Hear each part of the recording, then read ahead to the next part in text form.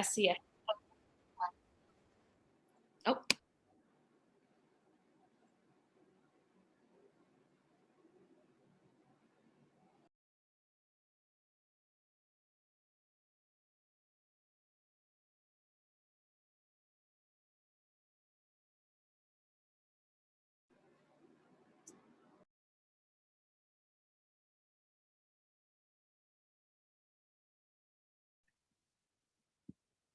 Oops. Hi, everyone. It looks like Jenna has been kicked off.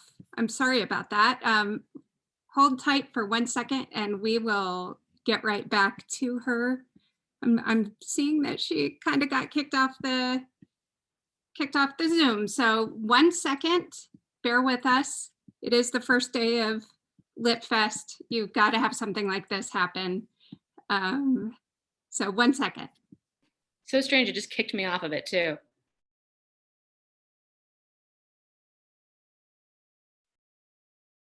You're back on, Jenna. Okay, thank you. Sorry about that. A new screen just popped up that I've never seen before, and I think I hit the wrong button. So first day of Lit Fest, we've gotten it all under control, I promise. But I think I got through all of the Zoom reminders and stuff. So just a couple of quick thanks. Thanks to SCFD, National Foundation of the Arts, and Colorado Creative Industries for helping make Lit Fest possible. And a special thanks to Book Bar, who is our official bookseller for this year. So without further ado and without more of me talking, I'll go ahead and introduce our first reader. So tonight is going to start with Sasha Geffen.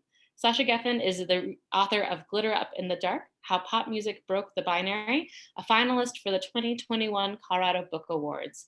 Their writing on music and gender also appears in Art Forum, The Nation, Pitchfork, Vulture, and other publications. Thank you, Sasha. Thank you so much, Jenna. I first came to Lighthouse 2 years ago through Lit Fest, so it's such an honor to help kick it off this year. I'm really excited. The mama is walking away. She said, "It says, don't leave the babies by themselves with the water. Babies always got to have their mamas with them." Is that you, Jenna? Sorry, I think you might be unmuted.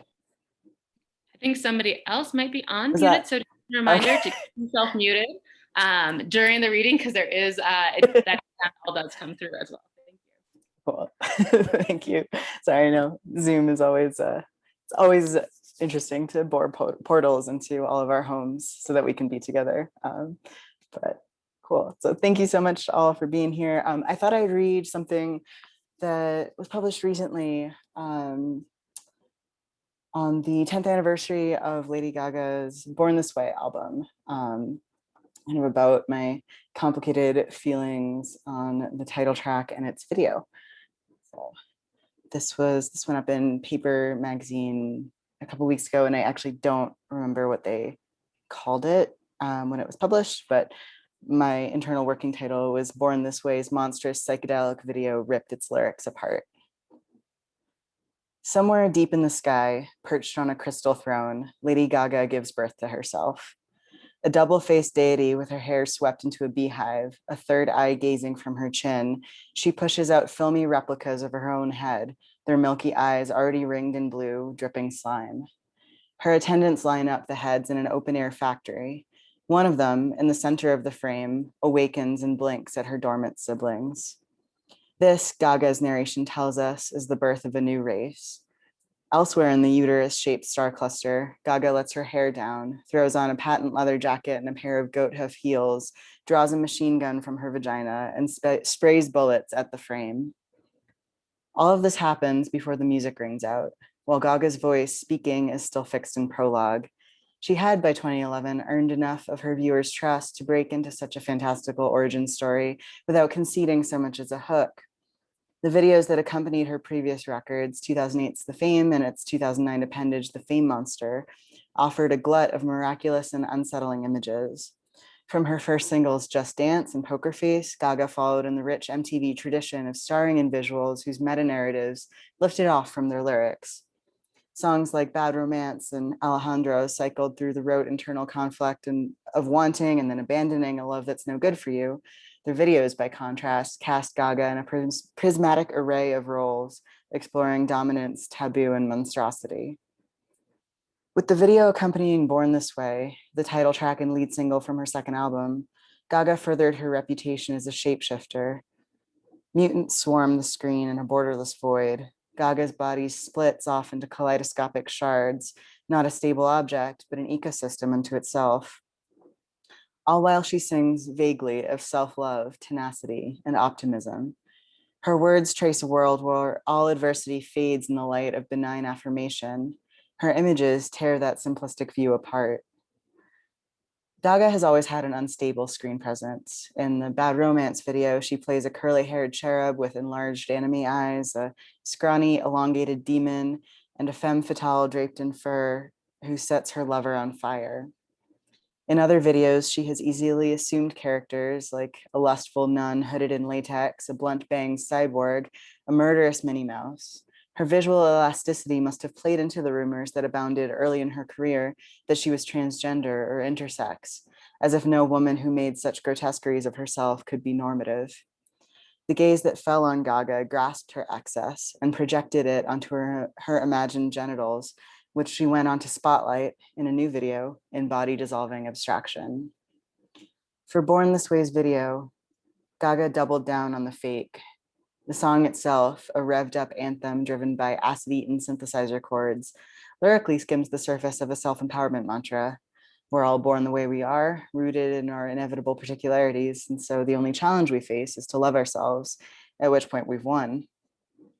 At the time, the larger Born This Way narrative, the idea that queer people don't choose their deviancy, but tumble out wrong and are stuck with it, fed a certain moderate concession in the fight for gay marriage, which was at that point the most visible and best funded struggle in the larger push for LGBTQ rights.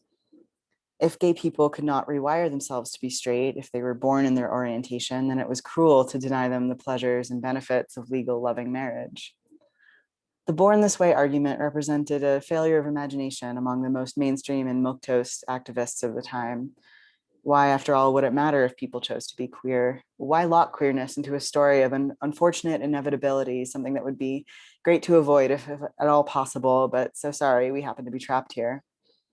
The bulk of Born This Way's lyrics, which also clumsily flip through a roster of racial and national identities, including a pair of historically charged and unexamined terms, feeds this defeatist way of thinking. The video, thankfully, breaks from it entirely. Directed by the British fashion photographer Nick Knight, Born This Way sets Gaga's mutant body loose in an undifferentiated void. The stark lighting and encompassing darkness recalls the smoky erotics of 80s blockbuster videos like Madonna's Express Yourself and Michael Jackson's Thriller. Like Jackson's iconic zombie, Gaga's face and body, already mutable visions throughout her videography, pop up all wrong. Horns seem to stretch under her skin at her forehead, cheeks, and shoulders, as if she were about to sprout thorns. She's covered in her own tattoos, and then those of her more heavily inked co-star Rick Janess, known as Zombie Boy. Gaga's dermal prosthetics and Janess's full-body tattoos split from the naturalness and inevitability foregrounded in the song's lyrics. In the world of the video, Mother Monster and her children, dancers also marked by incipient thorns, revel in the mutations they have chosen for themselves. The video's prologue offers a clue to its metatext. The darkly psychedelic birth witnessed in its first 2 minutes, Gaga says, was not finite, it was infinite. If the freakish among us were born to be freaks, we continue to be born every time we create ourselves, every moment we choose what we are. The birth and the way it makes are always renewing and never set. Shards of Born This Way have ricocheted among subsequent music videos in the decades since its release, including in those accompanying music videos by trans artists. Sophie's cheek prosthetics and Arca's cyborg satyr legs carry a hint of Gaga in their fusion of the body and its trappings, the construction of the artist's image from disparate, conflicting parts. The idea of giving birth to yourself using whatever materials are at hand has a certain trans logic, as does the image of the biomechanical cyborg that became one of Gaga's Born This Way era staples. In its visceral collage, the Born This Way video still thrills. Its imagery seizes and illuminates the only fractions of the song's lyrics worth transcribing. Born to be brave, born to survive. At the bridge, as the story rolls to a close, Gaga lolls with her monstrous children in a pool of variegated slime, their bodies tangling with each other in intimate communion. If the world below says we're freaks, then let's be freaks in space together, the image suggests.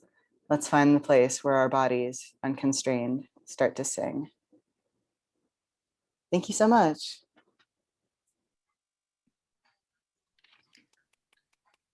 Zoom is always a little weird because the clapping is silent, but there's a lot of clapping happening, I'm sure. Sasha, that was really lovely. Thank you.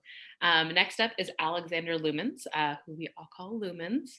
Alexander Lumans was awarded a 2018 NEA grant in fiction. His prose has appeared in the Paris Review, Electric Literature's Recommended Reading, Guernica, The Walrus, American Short Fiction, among others. Lumans received a residency fellowship in the Helene Wolitzer Foundation of Taos, New Mexico for the summer, where he'll be working on a novel. Welcome, Lumans.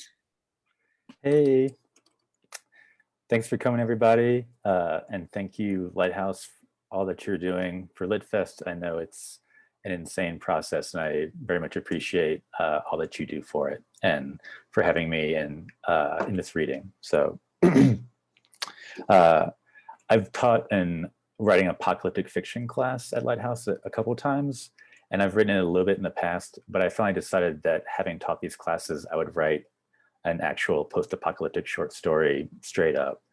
And this is what came out of it. And it's a short story called There and There and There and There. And it was published in Electric Lit. And the other thing that you need to know is that the apocalypse is a very cold fog that has just blanketed the country. So, all right. All the quality blankets gone. They hadn't vanished in some magical boom of smoke. Just everyone from our camp simply reached the wall by sunrise, commenced their trading with the women there, and now look who's appearing out of the noontime fog, me. The last wave to wash upon the shore of opportunity, AKA really, really, really late. Yeah, I really wanted a quality blanket over a current blanket. Current blanket, just ugh. Bad wool surprise was badder than anyone realized. As comfortable as pine needles and as warm as a dead dog. Those early birds to the trade lot got to upgrade. One of us now had a nice wolverine fur blanket. And one of us now had a nice ermine fur blanket. And one of us now had a nice possum fur blanket with sleeves. And one of us now had a very nice snow leopard fur blanket. And most of us hadn't even known of leopards' existence in snowy climes, or that their spotted fur looked like bread mold and felt like soft hope. The women at the wall made an announcement to those of us at the trade lot. They had one quality blanket left. Pony fur. A miniature pony at that. But the blanket wasn't miniature. Didn't know how that worked, a gray area. Maybe 2 ponies, probably 4. But who had 4 miniature ponies with which to make one quality blanket? Miniature used to mean cute and rare. Now it meant less getting lesser. All to say, still a very, very expensive quality blanket. Because what was money anymore besides what someone else wanted it to be? Yeah, even poison oak leaves could have been money. Or not. But think about it. Pony fur. And I know what you're thinking. Pony fur? But it was important for me to want something when all I did was need. Want equaled choice. And my choice was to have the skins of 4 miniature ponies circling my shivering body all winter day. I had little extra money and I had little extra humanity. The women at the wall told me, hell no, when I tried to barter what I had for the pony fur blanket. I offered them mini sunglasses. I'd scavenged them from a hut in a mall that had already been very scavenged except for the hut. At the time, I'd thought to call it luck. I didn't realize it was better called my luck. A large gray area. Still, That was the day I thought my future was becoming much clearer. Mini sunglasses would solve everything. My ticket to warmth and whatever else I could want after warmth. And then the woman at the wall said, "What good are sunglasses when?" And they gesticulated in every direction, including up. The fog. There and there and there and there. Like it was becoming bigger. More getting more. Desperation was the only thing in the world not getting smaller. For that, I've been trying to compensate. One of the women tried on a pair of the sunglasses from my backpack full of mini sunglasses. She looked directly at me like I was something bright. I felt colder and less in control of my life, of which I did not feel very much in control of that day after sleeping in so late. The woman tugged the pair halfway down her nose and said, "You know these are prescription lenses, right?" Of course, I lied, thinking me equaled idiot. The woman at the wall said, "We want guns," saying it like I didn't know what the word meant. Guns, they told me, and art. I gave them my only handgun for my backpack. No bullets. I said, "That's more than enough." "It's half enough," they said. "Now bring us the other half, the art half." "Sunglasses are art," I said, thinking me equaled prescription idiot. "If sunglasses are art," they said, "then the world should have ended right before their invention." But the world didn't end, I said, extra despondently, craving seller's pity. Things just got blurry. Blurry, hazy, deathly, disappearing, whatever, they said. The walls inside our wall are gray and boring. And there's an art museum in the city. That's where you should go. Because we're most afraid of the cannibals in the city. Plus, you know, the fog. Like the fog was a very, very creepy neighbor who had just moved in across the street and liked to mow the lawn at midnight. A nightmare inside a nightmare. And going to the dangerous city of art and cannibals happened to be my very worst nightmare. It was like falling into a hole inside one that you had already fallen through. And that's it. Thank you.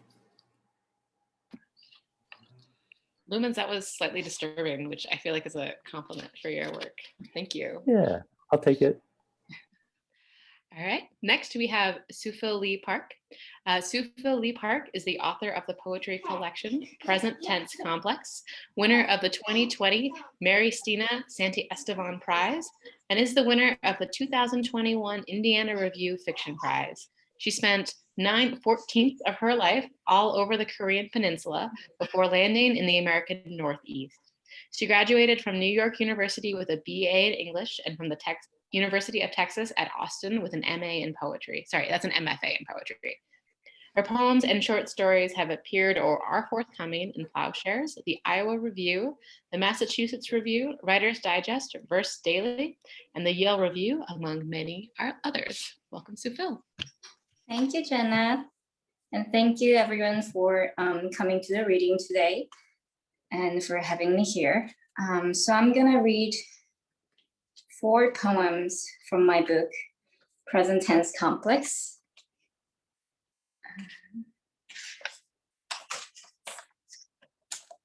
So the first poem is called Slipping Through Wreckage. My pillow's the stethoscope. Every night I hear you sigh on the other side of homesickness, louder and louder until the night moves to another generation. 5 flights ago, you whispered through a swarm of curls at the funeral no one could prevent victims returning to their memories. When was the last time you heard a nation disappear under the wings of an airplane sky the color of shipwreck? Once in your mid-autumn skin were too many names of cities erased. Once in the ruins of a childhood your mother tongue turned rancid.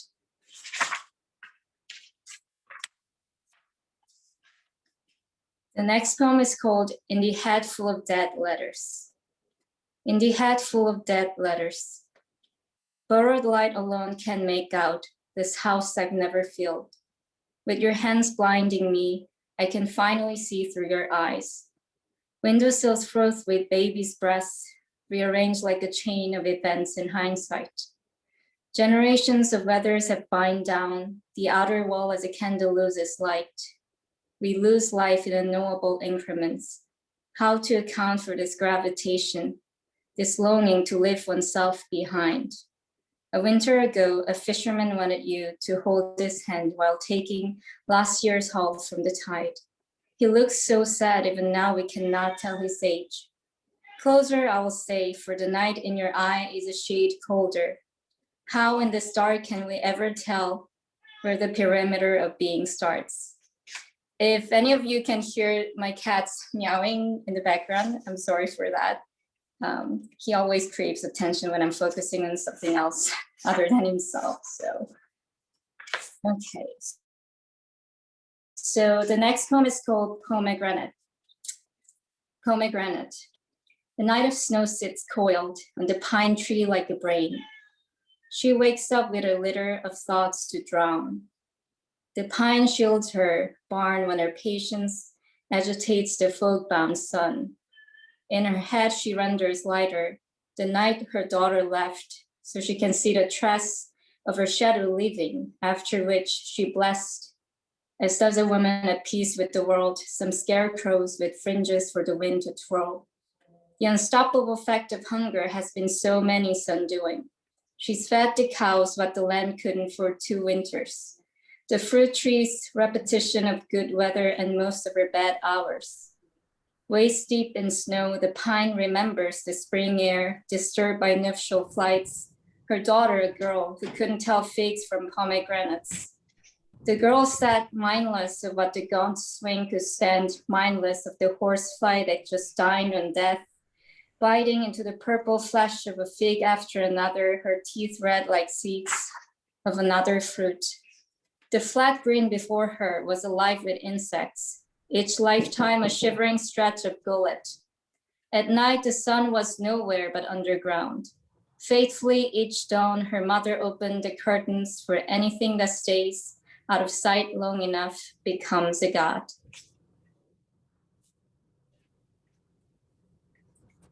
So the last poem is called On a Scale of Nothing to All. On a scale of nothing to all, part of childhood remains buried under sandcastles.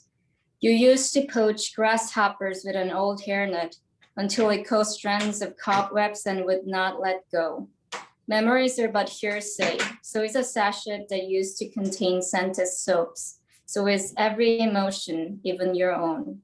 Only by intuition you know anger, awake, splinters like sleep's exoskeletons in the morning. Under your window, spiderlings fiddle down a rose stem after rain, so much at stake. There you stand, lobbing a tennis ball, as sure of gravity as of dusk, that shivers inshore, searching for a glade to fathom the rest of the forest against. Thank you.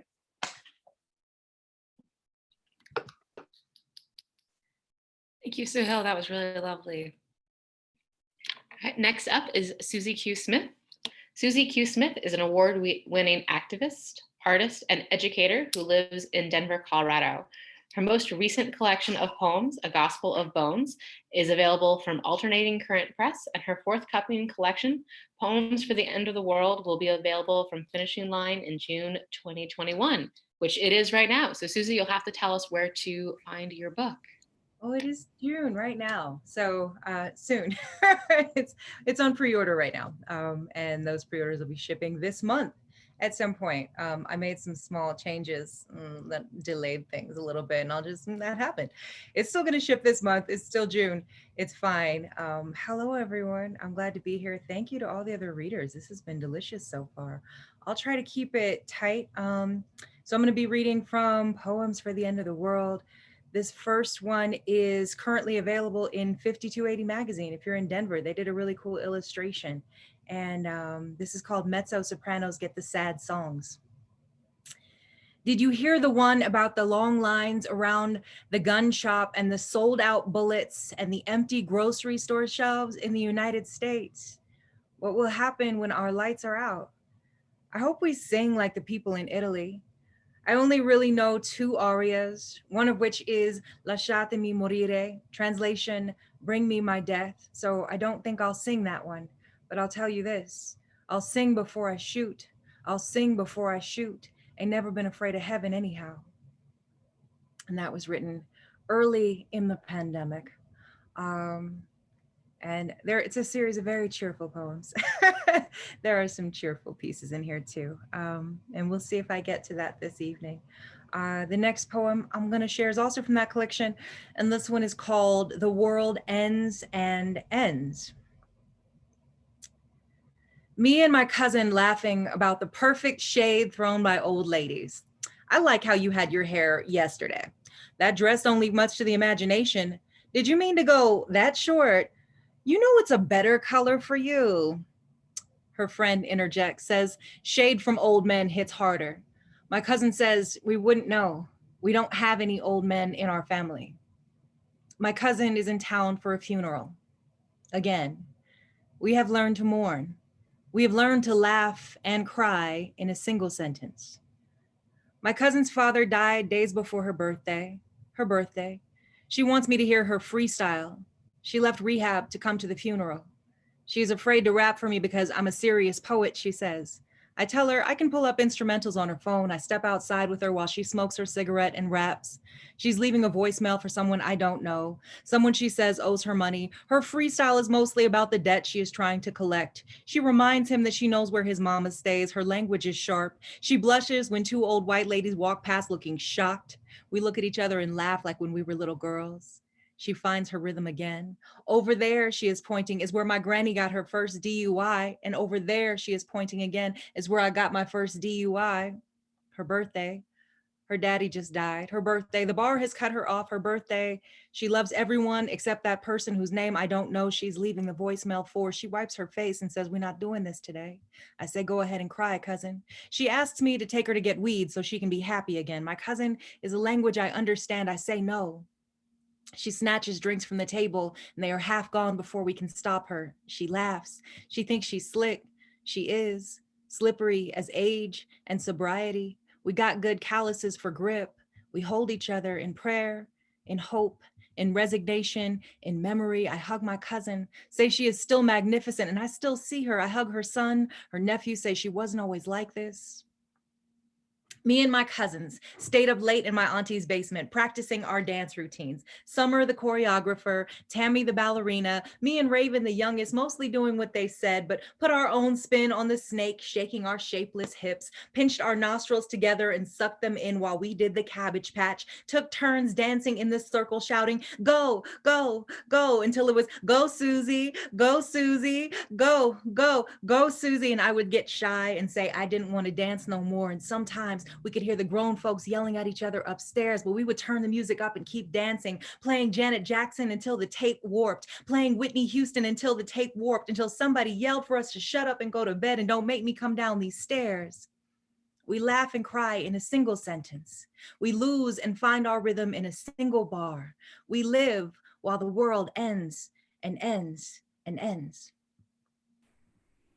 And I think I'll read one more. I don't want to take too much time. So this poem is called Sing Over the Bones. And this is what we call the Black Girl Blues, and called it depression so much as Tuesday, when we forget the promise of Saturday night sweat and Sunday morning song, when we forget to call tomorrow holy, because it's always another hill to climb. When today leaves bruises, catches round our throats and leaves our voices whispers, when we forget to rebuke madness and call it the truth, we must remember to say to ourselves, you are not crazy. Resist when they snap at you to stretch your scabbed skin back over your bones. You will grow it anew every time. Your veins are easy to see. This does not mean that you are easy to kill, only that your life is impossible to ignore. You are a bleeding sun. When the calluses form, tear your skin from its meat, peel yourself open and let them smell the fruit of you. Spill into every mouth that speaks your name, stain their fingers, you, magnificent point of light, a swallowing supernova. You are hammer and pickaxe, belly full of lava. You are a forever thing. When dark has forgotten its own weakness, you are flame, dancing it into hush.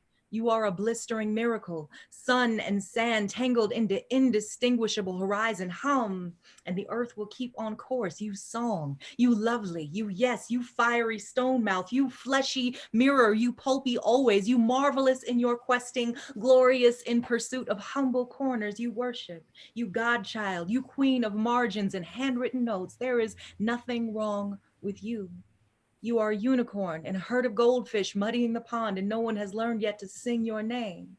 You star, you stone, you shine, you always, you inextinguishable, you perfect, you perfect.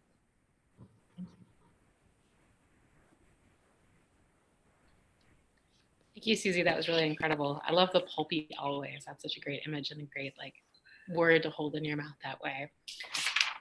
So last we have Serena Chopra. Serena Chopra, an assistant professor of creative writing at the Seattle University, is a teacher, writer, dancer, filmmaker, and visual and performance artist. She has a PhD in creative writing from the University of Denver and was a Kundiman Fellow and a Fulbright Scholar, and has 2 books, This Human and Ick, as well as 2 films, Dogana Chapati, an official selection at Frameline 43, Oregon Documentary Film Festival and Seattle Queer Film Festival, and Mother Ghosting. You can find out more at serenachopra.com. Welcome, Serena. Hi, thank you so much. It's so joyous to be at LitFest and with Lighthouse, so many familiar faces. I just feel so full. Thank you all for sharing your work too. It's been a really great afternoon with everyone. I'm on Pacific Coast time, so we're still in the afternoon. Today I'm going to be reading from my manuscript called Dayavati of Mercy. Dayavati is my grandmother. Her name means, when it translates in the Sanskrit, means of mercy, mercifulness. My grandmother was born in Punjab, Patiala, Punjab, and she was married at 14 to my grandfather. She was married into a really abusive home where she was tortured for most of her life. Her eldest son was stolen from her. She was beaten with ropes until deafness, and my father witnessed a lot of this violence as well. So the book traces her life and then traces my father's childhood growing up inside of this kind of violence, and follows his immigration to the United States, where he also was the victim of racism, and then the book ends up in a sort of autobiographical place with my own experience growing up in an abusive home with a father who is also the victim of abuse, both racially and domestically. And so I'm going to be reading to you tonight from the end of the book, which is contemplating how one cares for a parent who has also been their abuser, how they find love after that trauma has already been established. And it weighs this contemplation between my father caring for my grandfather, who lived with us until his death, and then me caring for my father through his heart attack. So I think that's all you need to know. G, a catalog of future mercies. What fueled us the most, Father? What trespasses impressed on each other's suffering? We unfurl our love from ancient angers. We sit in the living room silent as the tea cooling in unstuttered smoke. The metal fruit basket glints from the edge off of which I once slammed it, soft apples to the floor. I understand why you love my sister best. Of anyone, I understand you best. G is a moniker of respect and is used as a suffix, as in Dadi Ji, beloved grandmother, or Pita Ji, honorable father. As a noun, G translates to heart, soul, wish, love in the subjunctive, in recognition of future mercies. Your father, Meri Dadaji, my grandfather, lived alone in Delhi after Dadiji died. He was drinking and in pain. Nearly all the money had been gambled and spent, and he had scared the servants away. A doctor came to visit him. The diagnosis was dire. In-home surgery as soon as possible would be required. You pleaded with him to come to America for the operation, but Grandpa loved India only. Growing up, I was secretly, or maybe not so secretly, obsessed with India. I mostly imagined into its mystique and asked few questions. From early on, you made it clear that you would tell me the information I needed to know, sparing me the complex uneasiness of our situation. You didn't, for example, tell me when you went back to India to remarry. Devastated, I found the pictures a year later tucked into a drawer.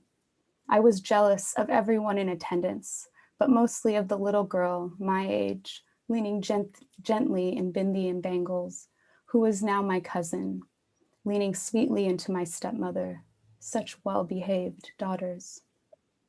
I was always snooping, elaborating foreign objects into personal narrative. The artifacts in our home allured me.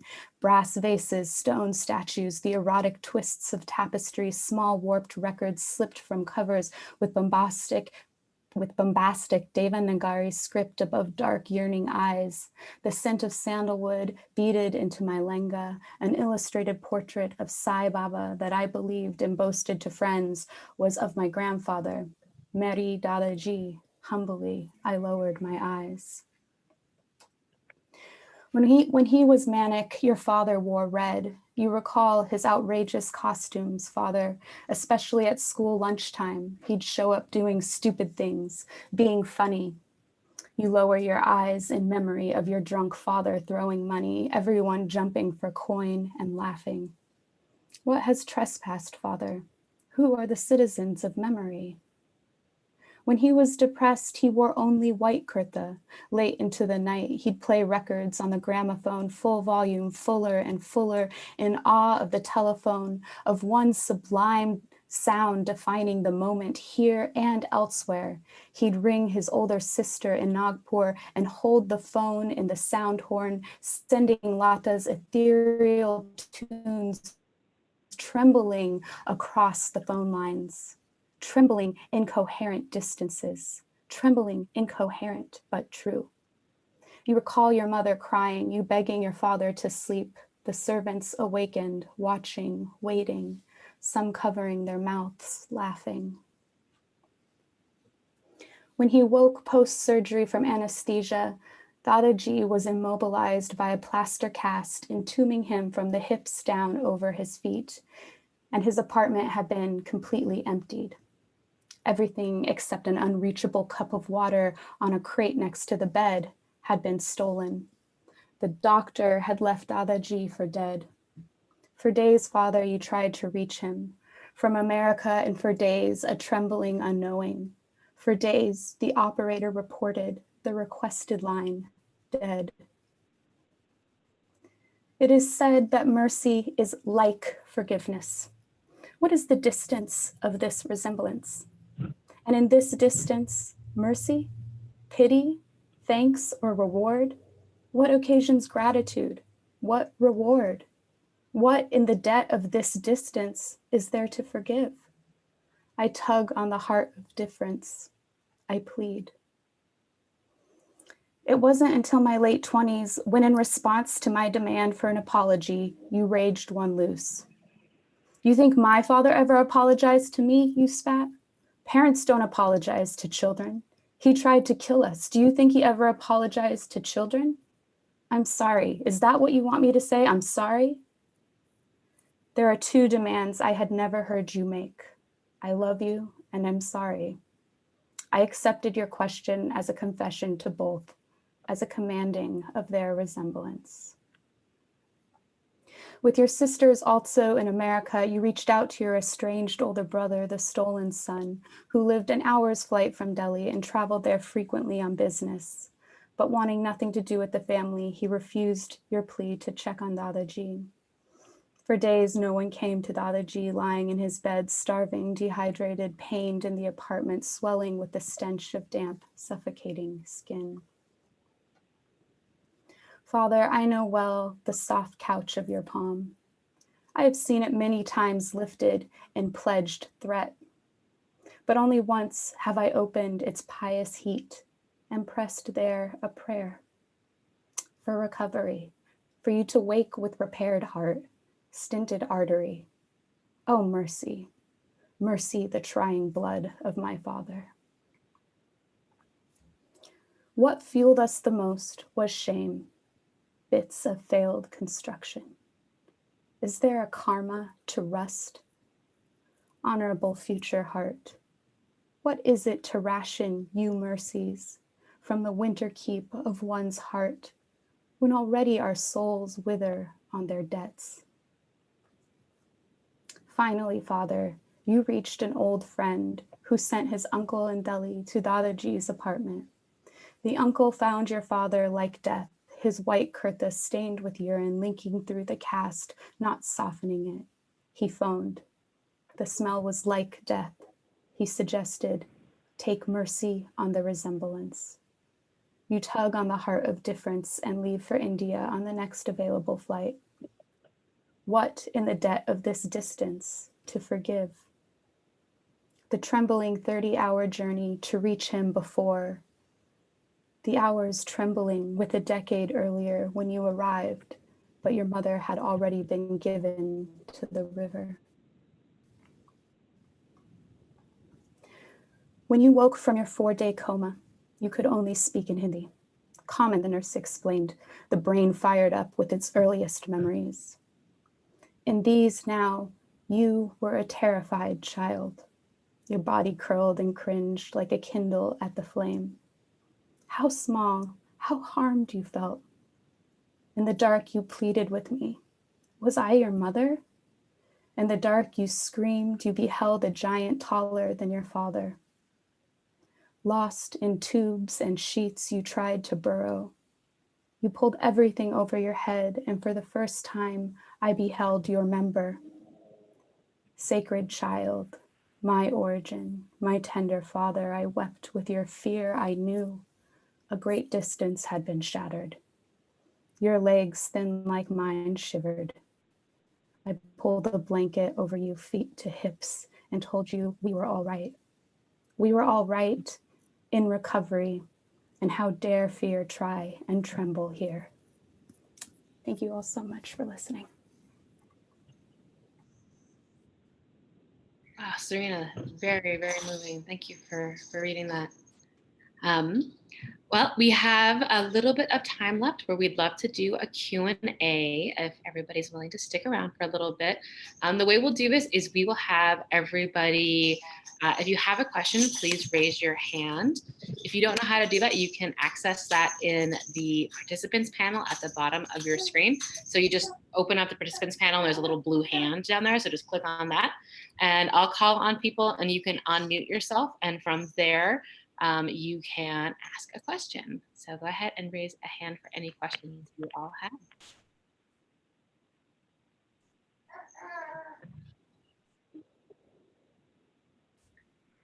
And I can go ahead and get us started, actually, since I think it might take a couple minutes for people to find that raising your hand function.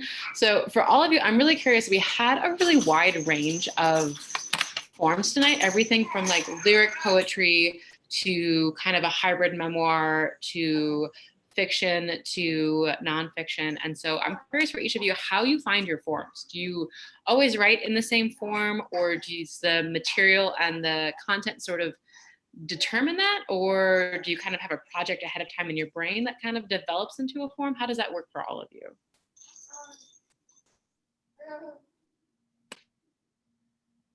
I'm unmuted, so I guess I'll start. So poetry is my main boo, is what I call poetry, but it's not my only. We are not monogamous. So I think that I don't know what I'm doing when I sit down to write. I don't know what the plan is. There isn't usually a plan. And if there is one, it is not what happens. So I think the work tells me what it is as I start like getting into the writing and like whatever it ends up being. And sometimes there are lyrics, and sometimes there are poems, and sometimes there's memoir, and sometimes there's nonfiction. I mean, there's a lot of different things. And also I teach a lot. And so I think that also sort of like that might be kind of what is happening in my brain too, or what I'm listening to, or what I'm reading, and all the things that I'm consuming. I'm not married to form. I'm not married to genre. I think that I'm going to use whatever tools are available to me and interesting to me in that moment to be able to tell, like share whatever it is that I'm like feels most true and accurate.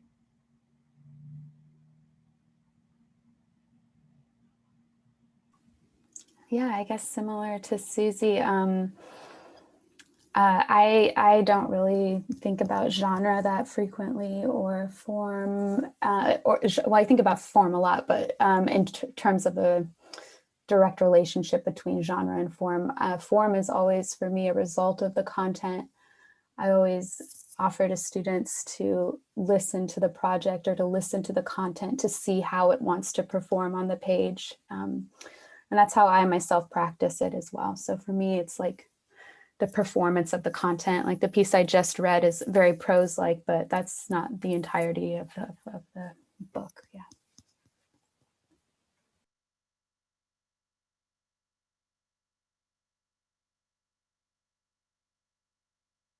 I feel like we are moving in circle in a way, so I'm just gonna answer next. I will echo the first two.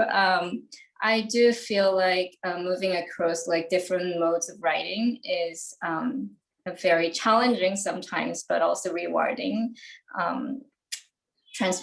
transition. And I think for me personally, sometimes circumstances also go into being what's going to be my next writing project. When I was doing my MFA back then, I was, of course, working my thesis, so I was forced to write more poems. But now that I'm working for a literary agency, I'm reading a lot more fiction. And that kind of inspires me to write more fiction, focus my writing energy on prose form rather than verse form. So I think different circumstances and different moods really affect my writing at the moment. And I feel like Suzi and Serena also feel the same way. Yeah.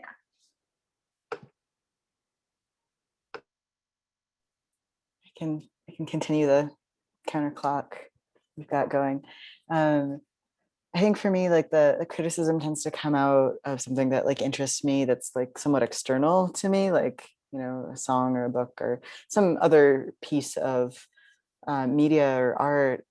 In that sense, it's kind of like a parasitic form, because it doesn't really like come from just me or from nowhere. It's in response to something else. I also write fiction, and that is more of kind of like an abstract or mysterious origin, I guess. But in both cases, I'm like trying to figure something out for myself. I think like with the fiction, I'm more trying to figure something out that's a little bit more deep or personal or subconscious or strange. I feel like most of my short stories start as like almost like a joke to myself, and then I just kind of like go from there.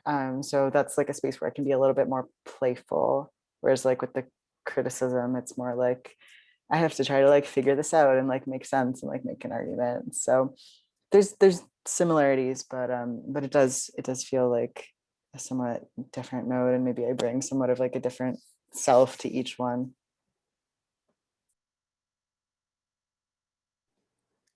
And I think for me, it has a lot to do with like a voice that I'm working with and that I start with. And the voice and the language will tell me not only like what it's about, but also what kind of form it's going to take. And if the voice feels really close to me, that's maybe an indication that it needs to be an essay or creative nonfiction of some sort. Or if it's a voice that is absolutely not me, then that feels more appropriate for a short story, or in this case, like the novel that I'm working on came out of a voice, and that's all. So I think it's a lot about letting that dictate the piece itself. So interesting. Thank you, all of you. So we do have one question in the chat, which I'll use to close us out. So Laura asks, how do you protect yourself when you are writing such intense and personal work?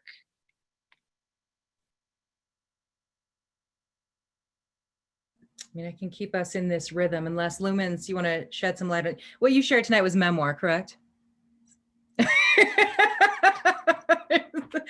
Thank God, no. But Lumans, I know you write creative nonfiction as well, and so I think almost everybody here has written, at least of the work I've seen, stuff that is actually like really deep and personal. I think for me, like that's so the writing of that work is part of how I protect myself in the world, in life, right? Like writing those things down, sharing them out loud, and looking at the truth of my own experience is how I protect myself as like a capacity to live. So I think that's part of it. I think that there's also different ways to, engage in like writing things that are, emotionally challenging, or emotionally compelling, perhaps. By taking space from it, I take a lot of dance breaks. I also, I cook and I eat and I, hang out with people or don't. And that's also really important. I don't hang out with people. And that's also, so those are a few different methods, but I think that this is also part of my practice in caring for myself and protecting myself.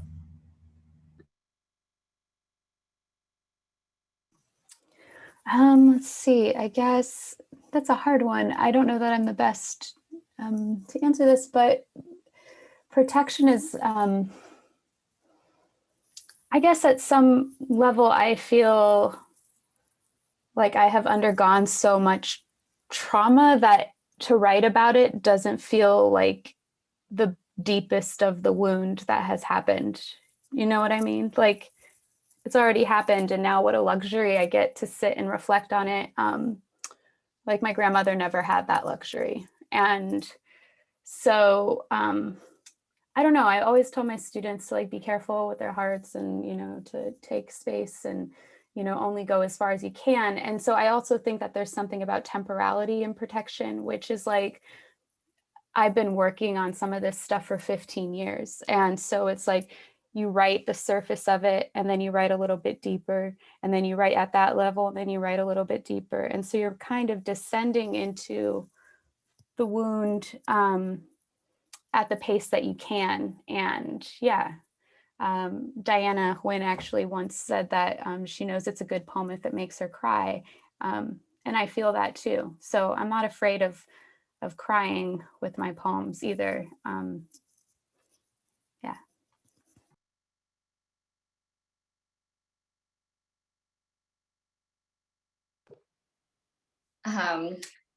Okay, this is a complicated question. As everyone says. I think with poetry, it's probably easier to deal with more personal subject matters, or any personal event that's going to translate into a narrated poem, because you can use a lot of poetic techniques like metaphors, or you can choose to speak in a different tone, or you can choose to focus on different linguistic elements and move away from focusing too much on that personal event that you want to talk about in the poem. And with fiction, the funny thing is I've experienced a lot that people assume that the narrator is me rather than a fictional character. That's happened way too often. So what I actually do when I'm actually writing a very personal story, I try to shatter personality traits in multiple characters rather than just creating myself in the story. So the story becomes a little like cohesive, but in shattered pieces, if that makes sense. So that's one of the things that I do when I'm writing a personal story. And I don't really write a lot of creative nonfiction. So I guess I'm not one of those people who delve so much into the personal realm of writing. But yeah, I'm gonna, really. I feel like I kind of gravitated towards the mode of like critical nonfiction almost because it had this like self-protective layer built in of like authoritativeness and like I'm just like trying to think through things and like it's not it's not me as like an emotional human being who's doing this, but like the more like cerebral side. I feel like when I was like writing my book, I was actually working through a lot of my own stuff and a lot of my own like transition ultimately, and like kind of like seeking justification for my like personal movements through time, through like looking through history and like looking through music and all the things that I love, and like kind of seeking myself in those places. So I actually think like it's almost been like the reverse struggle for me, is like, how do I become like more vulnerable in what I write, and like I guess like give space to that, like, or like honor that, and like not be at a distance or like at a remove of it. I've like only just recently started sharing some of my short stories with people, and there's like one that I wrote recently that is like absurdly personal and very difficult to share, and I like finally sent it to like a couple friends, and like that was really awesome, because I feel like 5 years ago I wouldn't have been able to, or even like 2 years ago, like I never would have been able to do that. So I think just like finding the connections that that brace you against, you know, that vulnerability that you do open yourself up to, and like finding ways to kind of like stay open and vulnerable while also having like things to hang on to has been really important for me. And I think I'll add that I've heard many other writers say like in like fiction, you can't hide. Like you can't put up enough walls and stay behind them. Like in a novel, you are there. In a story, you are there, even though it's quote, you know, fiction and it feels artificial to an extent. Like for the story that I read a little bit from today, I mean, that story has a post-apocalyptic feel to it, but really that story is about loneliness. And that's like one of my subjects that I write about, whether I like it or not. Like it's gonna come out and it's gonna be there, and I just trust that rather than fight it in the creation process. So I think again, it's, you can't hide. It's, you just have to I don't know, allow that to happen instead. Thank you, everyone. I think Laura said it really well in the chat. Your perspectives are a gift. Well, thank you so much for everyone for joining us, but thank you especially to our 5 readers. You all were fabulous. Really, really great to listen to everything you had to share with us tonight. As a reminder to everybody, the LitFest kickoff party starts in 30 minutes. So get your beer or your LaCroix or whatever your drink of choice is and get ready, because it's going to be quite a bit of fun. And then we will see you all later. Thank you so much.